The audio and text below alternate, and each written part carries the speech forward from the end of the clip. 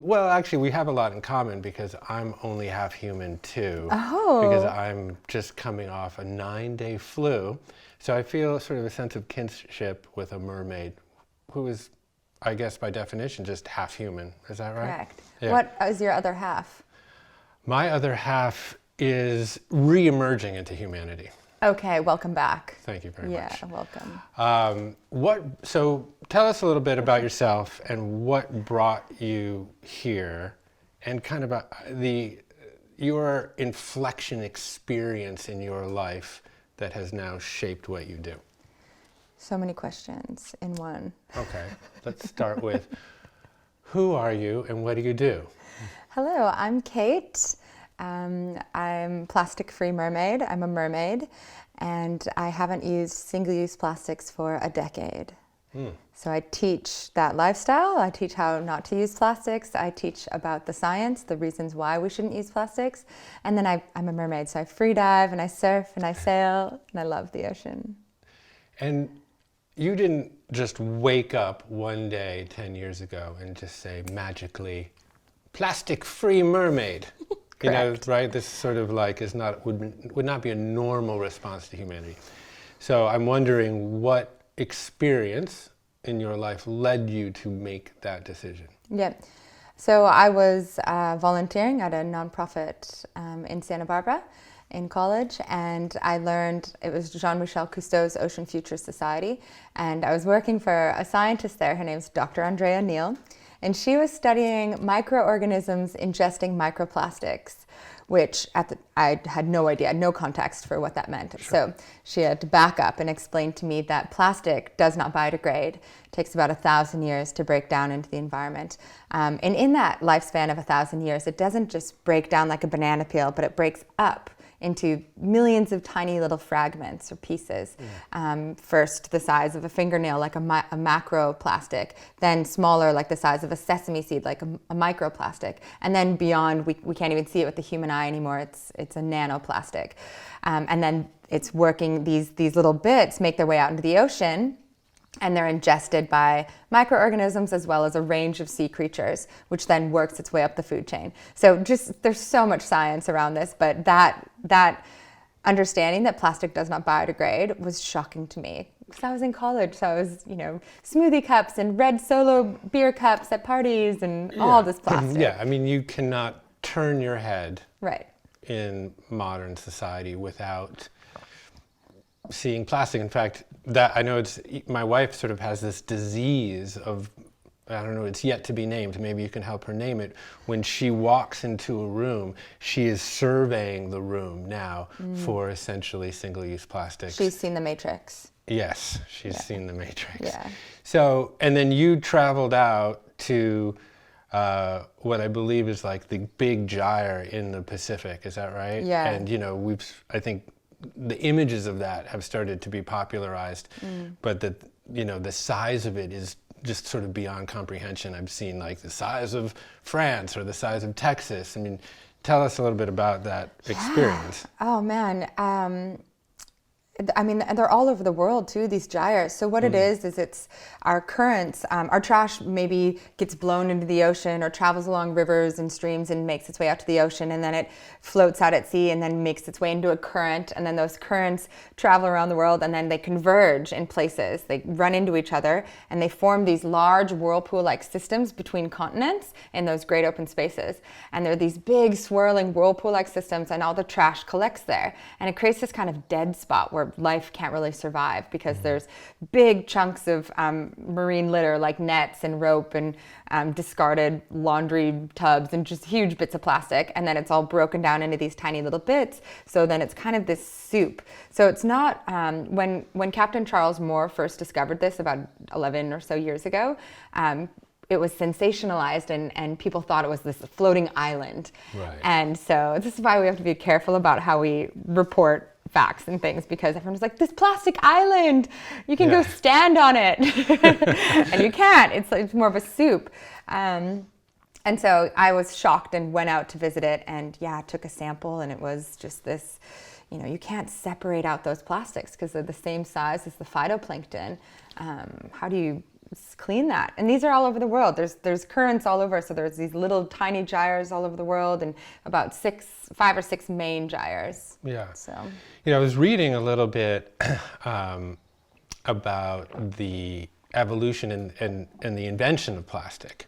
And, obviously plastic is amongst the biggest problems to solve right now. Yeah. But initially it was actually invented to solve a problem which was somewhat, as I understand it, sort of conservationist in essence, which was we were using, and this might be great mythology, so you'll have to help us, because essentially we were using raw materials from nature like ivory, tortoise shells, obviously wood, for a whole variety of devices and trinkets and everything that man uses. This is sometime in the early 1900s, I believe, and that, there was all this human innovation around creating this polymer substance to essentially conserve. right. But that no longer seems like a relevant concept. Correct. Yeah. Yeah. I mean, I think we got excited about this new technology, and instead of, and especially in wartime, it proved so convenient. It Right. proved such a useful material. It was so durable and weather resistant, and so, and light. So for soldiers to be carrying, cases and different parts of their uniform to be made of this material was really useful. And so, yeah, again, it was serving a purpose more than like metal or heavier materials would use. And then at home, back in the States at least, with most of the men away at war, the women were entering the workforce, and they also had to take care of the family and cook food. So plastic was, how convenient. We can make packaged food in this and make disposable plates and silverware. So again, it was like, this is serving a need. It's serving this, we're conserving time and energy and supporting the women, and it was good. But we didn't consider the consequences of the scale with which we were rolling it out, the vast quantity, the amount of single use, and where it was all going to end up. Yeah. One of the things that I think that you talk about that I really find fascinating is it's a little bit more philosophical in nature. And, if you look at the invention of plastics as to, in some ways, provide this convenient tool that used to be provided by nature. And in a way, we have gotten so personally divorced from nature that we see our identity as completely separate from it. And because we're separate from it, we feel like we have dominion over it. Can you talk about that a little bit? Yeah, I'd love to. I think that a lot of people are feeling this disconnection and this separation. And it's ironic because we're never separate from nature. We always are connected to nature. We breathe air, we drink water, we eat food that grows from soil. But you're right, we've created all of these synthetic barriers. We've built houses around ourselves and walls, and we pump synthetic air through our buildings, and we package our food in synthetic materials. So we've manufactured that separation. And you're right, it's given us this sort of like us and them, this separation that again is something of our own invention. So when we start to come back to, we actually, we want herbs as our medicine and teas as our medicine, or we're taking all these supplements and all of these natural foods to get our energy, or we're paying all this money to go on medicine retreats, or paying all this money for a week for a yoga retreat, and we're trying to reconnect or tune into this higher, this self, or go inside and like heal and do all this healing from all of the years we spent disconnected. Yeah. It's so ironic because we certainly were never actually disconnected. It was a mental framework that we created. Yeah, completely. And even from a genetic perspective, we are more bacteria and fungi than we actually are ourselves.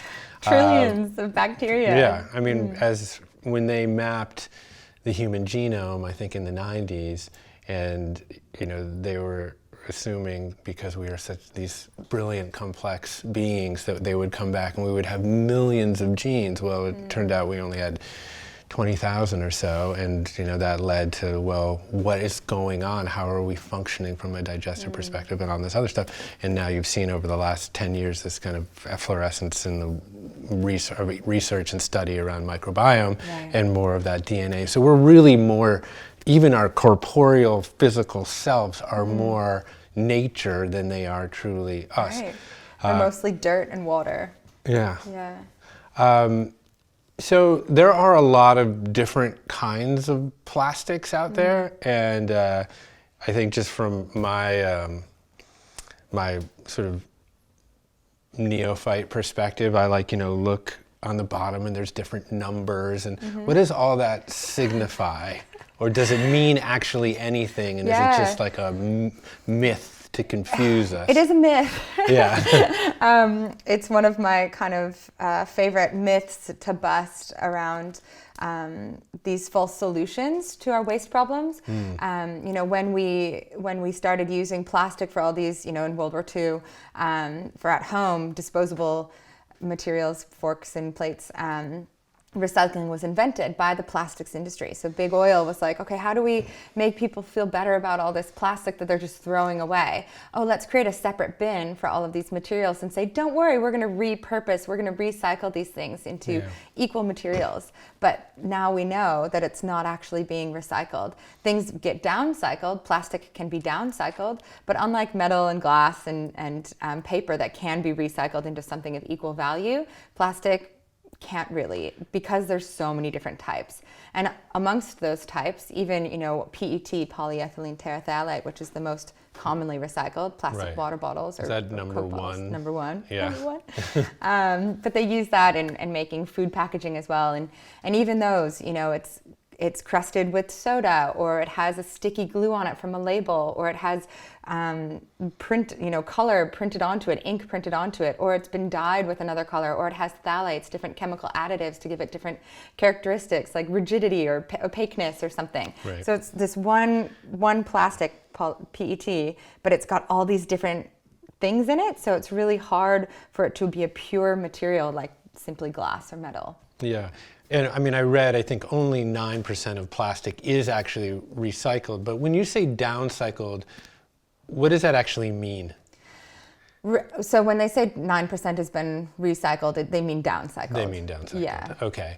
And downcycled is essentially taking that plastic and making it into some other plastic. Some other plastic. That then does not generally decompose well, right? Oh, correct. Oh, yeah. It's not going to break down, because like these pure PET bottles are made from virgin plastics, and when you recycle these plastics, because there's so many contaminants in it, when you melt something down, it's got all these different and even plastic leaches, as we were talking about earlier, but it also is absorbent, so it absorbs toxins in its environment.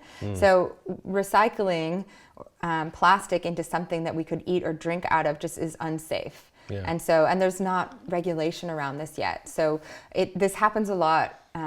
We're so innovative as humans, and so we get excited and we want to recycle it and use this here and there. But then the policy or the legislation can't keep up with our innovation. The science can barely keep up. We release a study, and then business and technology evolves, and we haven't yet been able to regulate or create meaningful legislation around these things to protect us, protect our health, our environment. Yeah, there are these kind of global pacts. I think the Paris Treaty addressed some of this stuff, but countries, particularly in Southeast Asia, I don't really think are heeding some of the guidelines. But that's the really interesting part about this, is because Southeast Asia is where the Western countries ship our trash. Yeah. So they get a bad rap, but it's because we are sending our trash to these countries that don't have the waste management systems in place. That's when this becomes not just an environmental injustice, but more of a social injustice, because why are they supposed to be responsible for the trash of the world?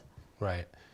So this sounds like kind of an obvious question, sort of like an analytic truth, like a bachelor is unmarried or something.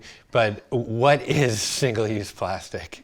Disposable, one-time use. So you use it once and then you throw it away. Yeah. Which was really interesting for me when I first quit single-use plastic, because I was like, oh, straws, bags, bottles, done.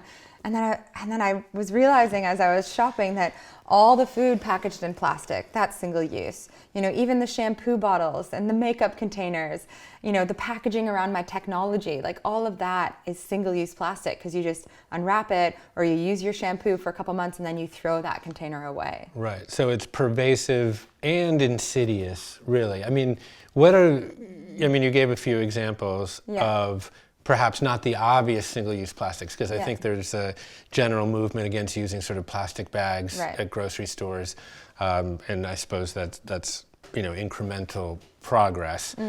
But it really, unfortunately, in a way, because it's sort of greenwashing some of the other issues. But I mean, when you think of like the biggest single-use plastics that people might not think of.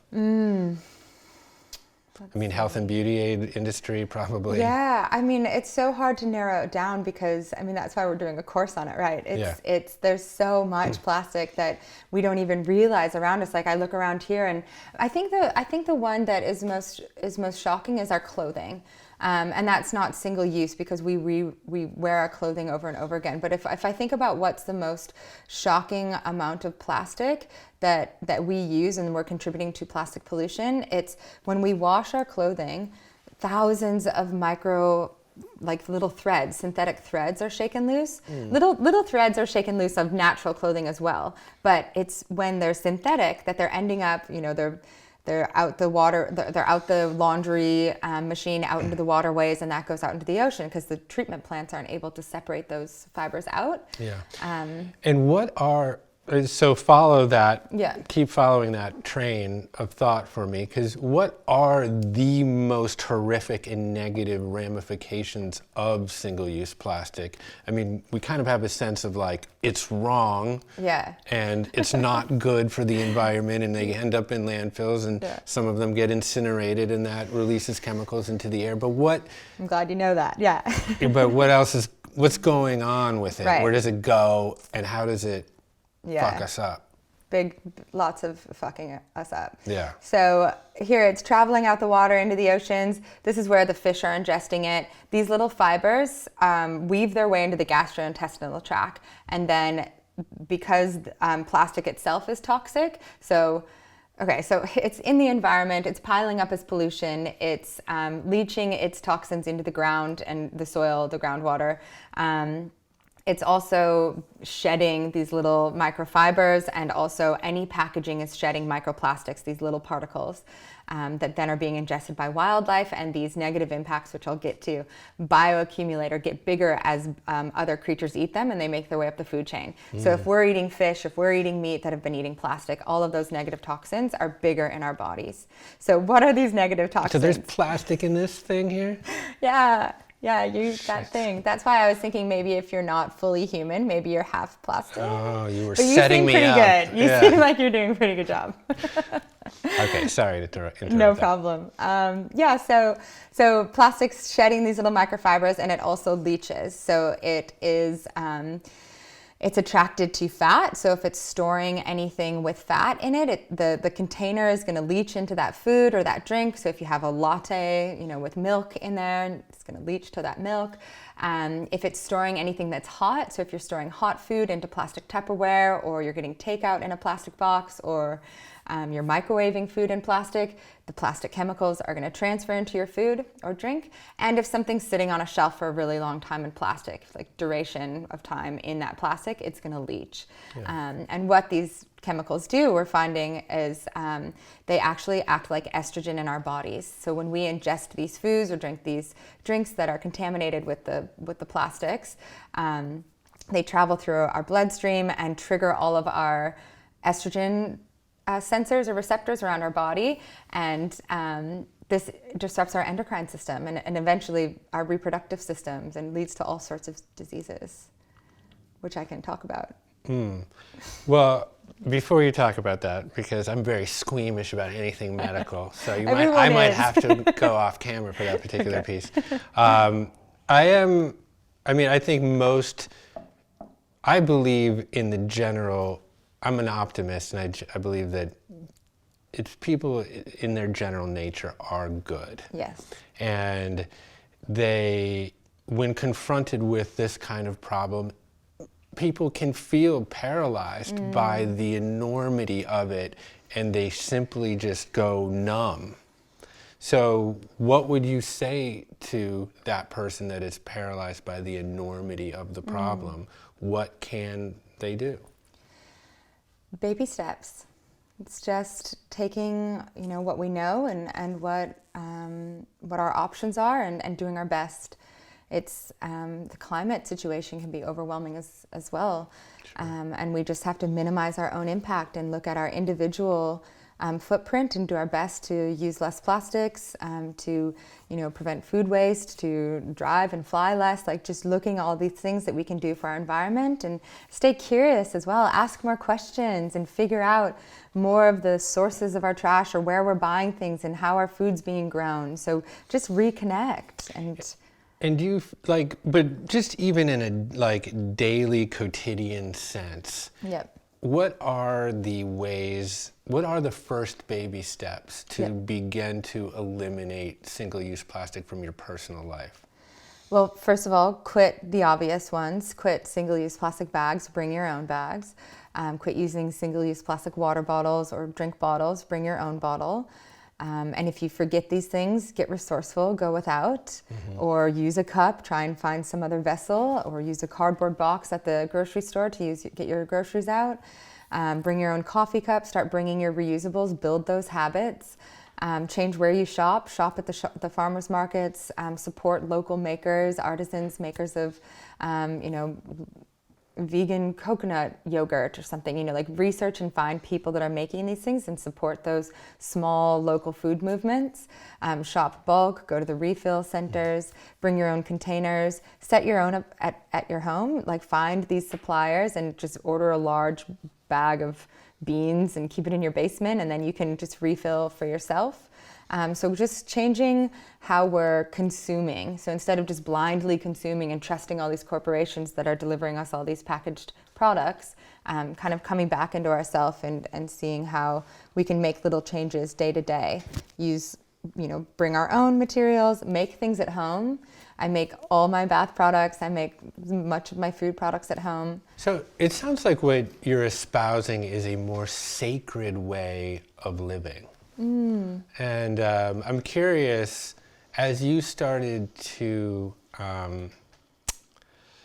instantiate more of these plastic-free habits into your life, how did that change you holistically?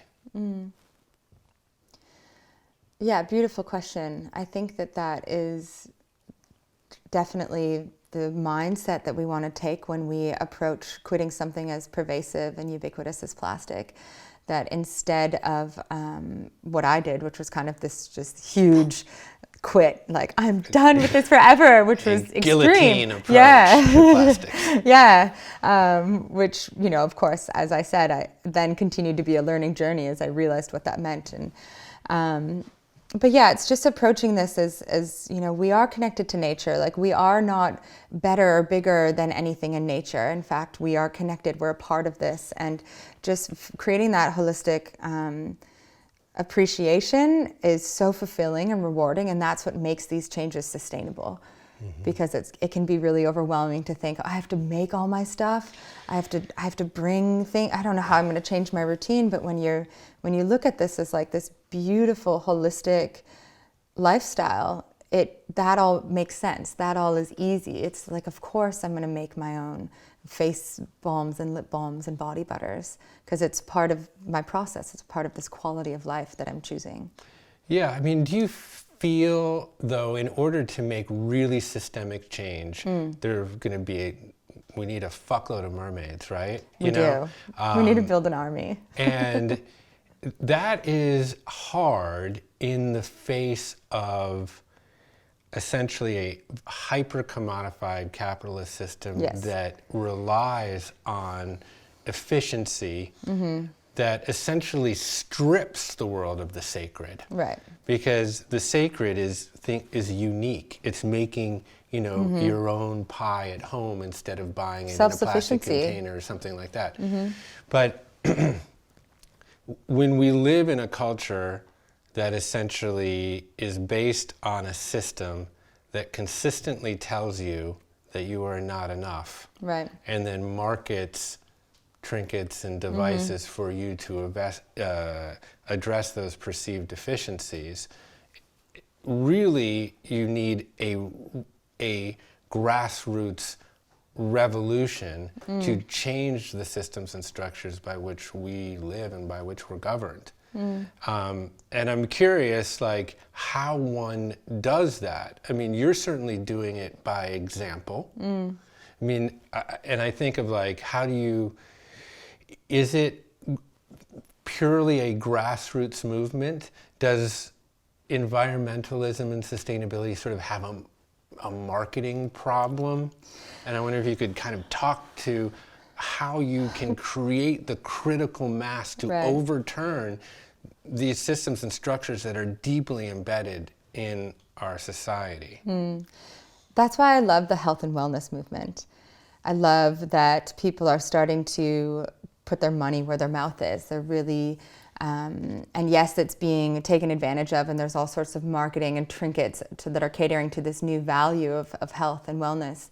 But it shows us that our values can be commoditized in a way, and that we can actually, that environmentalism can also be pitched and promoted as a way to serve our health and to serve our bodies.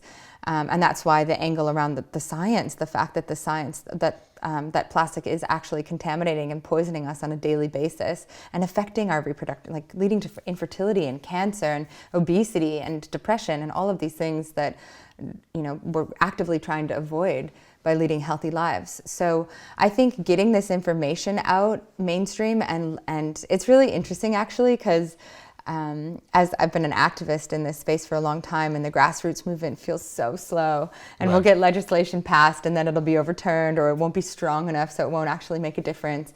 And that's why I've chosen to go more into, okay, how do we inspire and teach people how to live this lifestyle, and kind of package it as this like magical, sacred, Yeah. beautiful mermaid lifestyle, so that it's appealing, and we show people that it's actually easy and it's beautiful and it's rich. And hopefully the wealthier nations take this on, because the world mimics what we do.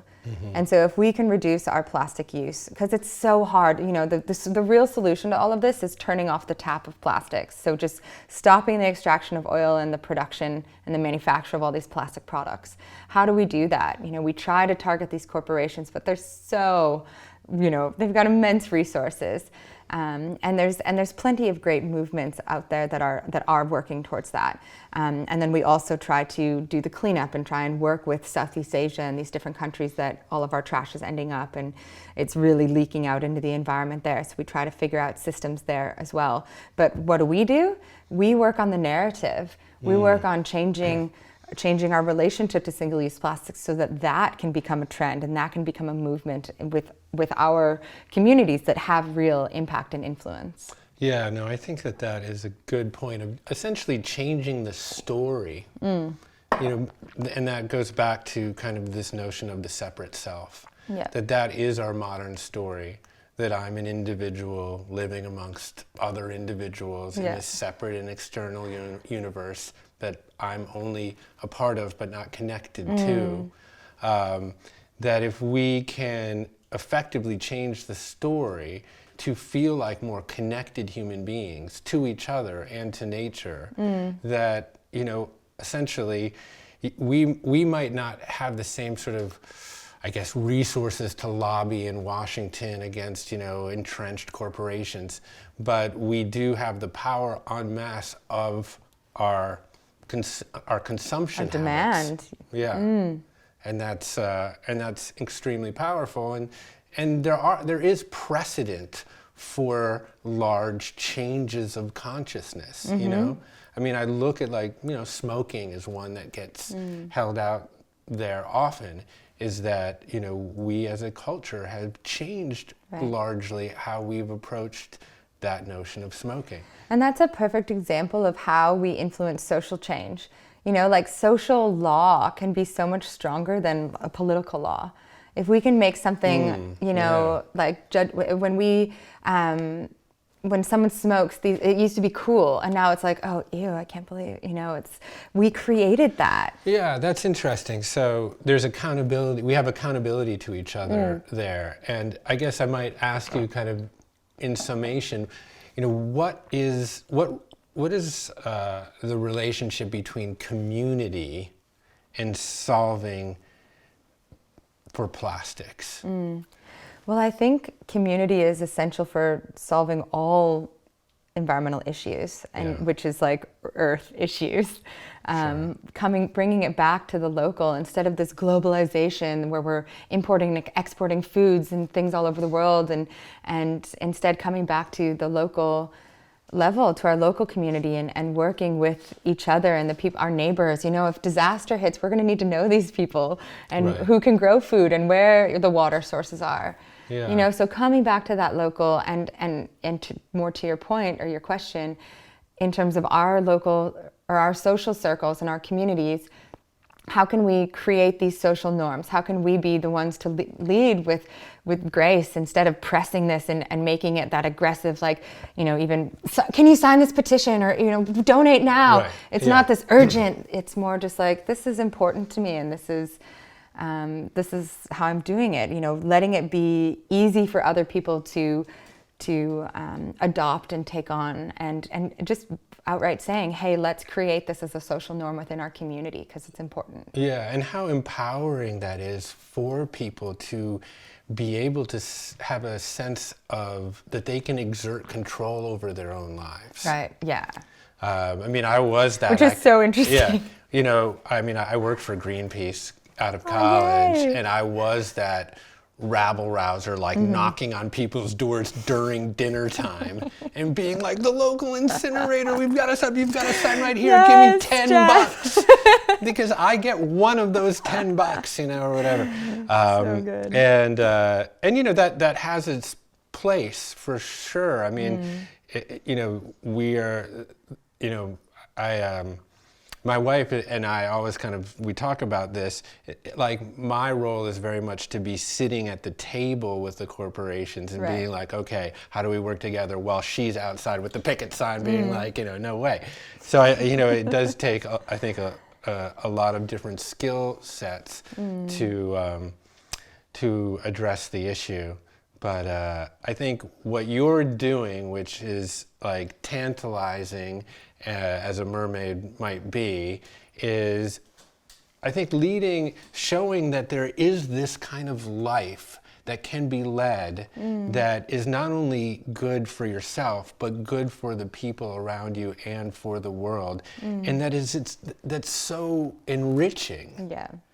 That you are, like you said, creating your own health and beauty aid products, you're creating your own food, that kind of life is actually so much richer than busybodying around and then just relying on convenience. Right. And it's so easy too. Like, it's not like I'm out in the work shed whipping up body butter for hours and days. Like, I just use oil to wash my face and to moisturize. Like, it's just simplifying. And that's that part, like what you were talking about, just coming back into that empowered sense of self and this agency, and just remembering that we can choose everything that we use, and we don't have to just be these sort of like sheep or on this conveyor belt of buying all these different things that are marketed to us or playing to our psychology like healthy or natural or green. Right. Yes. It's like just becoming, like, taking that pause and that breath before we go shopping, or where we feel ourselves maybe getting caught up into something that feels like a constructed, value that isn't really our own, that we haven't made an agreement with. Yeah. And just say, oh, I actually don't need to buy these 100 products for my hair. What does it look like natural? Yeah, it's liberating. It's freeing. I've ceased all What a healthy. relief. I've ceased just mostly out of laziness. But I've ceased all health and beauty aid products except lavender oil. That's all. Good for you. But you know that lavender oil is estrogenic. Oh, geez. No. Well, Your that's estrogen footprint. that's perfect for me. I'm just fitting into my natural surroundings. You're going to become a woman. Yeah, I basically am an honorary one. I have a degree that I hang on the wall. Yay. Thank you for the work that you're doing. Thanks for coming up here. We'll get you back into water soon, but thank your you. feet are lovely without the tail. It's the pumice stone. Yeah. Thanks a lot, Thank Kate. you, Jeff. Thank you. I'm Jeff Krasno, and welcome to Commune, where every week we explore the ideas, values, and practices that bring us together and help us live healthy and purpose-filled lives. Subscribe wherever you get your podcasts. We hope you'll join us.